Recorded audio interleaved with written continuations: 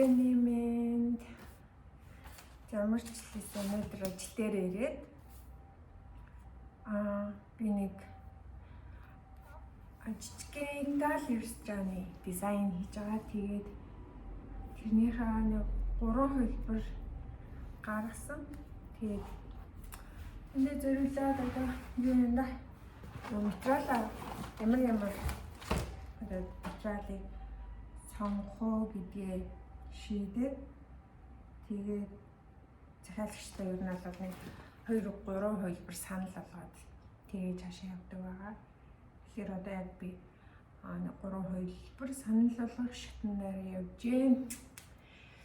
Тэгээд нэг сандраад ах юм. Агуудаа бичлэг хийж юм шиг бүр тавталгаа бичлэг хийсэн мөртлөөсөө тэгээд ер нь бол ингээд компьютер дээр суучаад бас нөгөө каталогоос юм сонгох ч юм уу нэг тийм юм сонгох ажил болохоор би яг ингээд газарт завил сууж аваад хийх турт угаасаа нөгөө багийнхаа нөгөө хөдөөссөн болохоор ч тэр нэг юм завил суух туртай яг ингээд завил сухаал гой санагддаг. Хоол мол идэх яг ингээд нэг завил сууж байгаа гэдгээр яг идсэн болдог.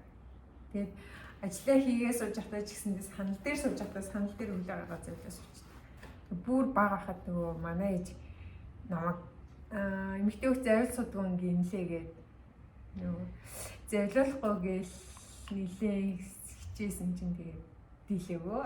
Одоо дийлдэхээс өнгөрсөн бах уу одоо өнгөрсөн.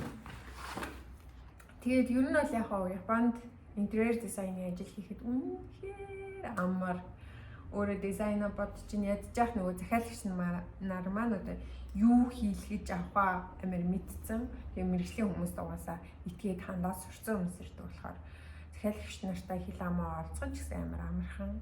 Тэгээд өөрөө яг захиалагчийнхаа одоо юу хийж байгаа дээр тулгуурлаа дизайна бодоод төлөвлөлтөө гаргаад тэгээд бэлэн одоо жишээлбэл энэ бэлэн каталогууд гэдэг байхгүй юу?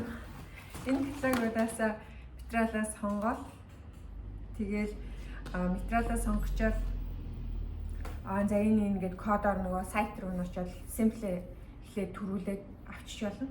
Тэгээд захиалагчтай нөгөө таны сонгосон материал чинь ийм материал шүү дээ. Энэ материалаар хийвэл болж гэнэ үгүй юу гэдгийг захиалагчаас асууад окей гэвэл нь яг ажил хийж явах явцад хаягаа зааж өгвөл нөгөөдөө хэдийн ширхэг орохыг захиалаад авчин хоног хугацаагаар зааж өгнө.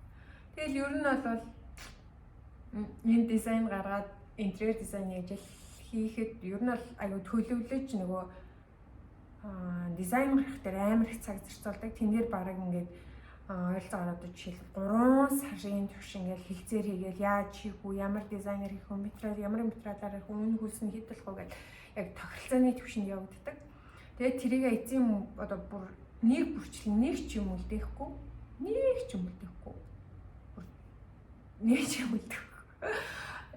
Тэгэж шийснийхаа дараагаар ажил эхэлдэг. Тэгээ ажил эхлэх юм бол нэг сарч хүрэхгүй хугацаанд ямар ч том жижиг ажил гэсэн ингээд дуустдаг. Яагаад гэхээр нөгөө яг юм тагнасан проонод амир ихэд одоо жишээл обой наам гэвэл н обой гараад дагнадаг хүмүүс тэгээл ингээд яг бүх юм сан цахилгаан гэсэн тустай компаниуд ингээд манайхтай хамтарч ажилладаг.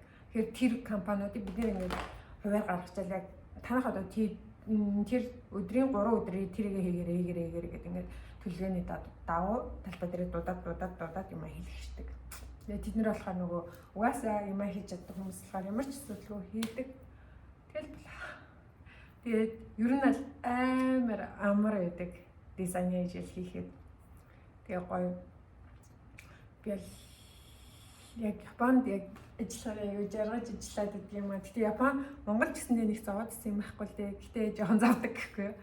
Яагаад зовдөг вэ гэхлээр нөгөө материал нь яг ингээд энийг би авч чадах уу? Энэ одоо мишэл дээр байгаа юу? Их хэмжээгээр байгаа юу? Яах вэ хийх үү гэх нөгөө нэг материал сонгохдоо хүртэл ч гэсэндээ амар эргэлзэж сонгодог болохоор амар цаг ордог.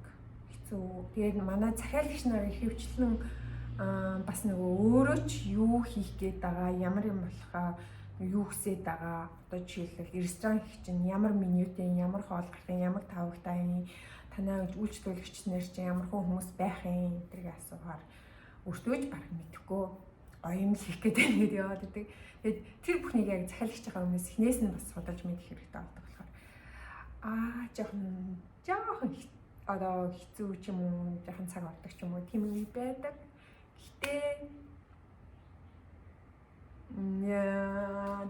яалтчгүй Монгол бол адил явдалтай, мэдээ сонирхолтой гоё.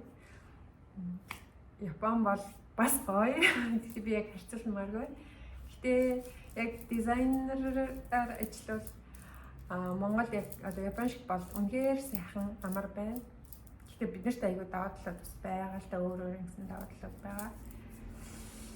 Тэгээ өнөөдрийн нэг иймэрхүү юм яриа. Тэгээд яг мэргэжлийн одоо дизайны талаар ч юм уу, яг Япон дизайн, Монгол дизайн ч юм уу, ямар нэгэн одоо нөгөө гэр мэрээр стандартыг төвчүүлж байгаа бол тусгаалаа яг коммент хэсэгт нэг зөвлөгөө мөглөө яг мэргэжлийн юмнууд асуумаар байвал коммент хэсгээд бичээд надаас асуугаад би яг тэр сэдвээр нь тусгаалan ярилцаж болно.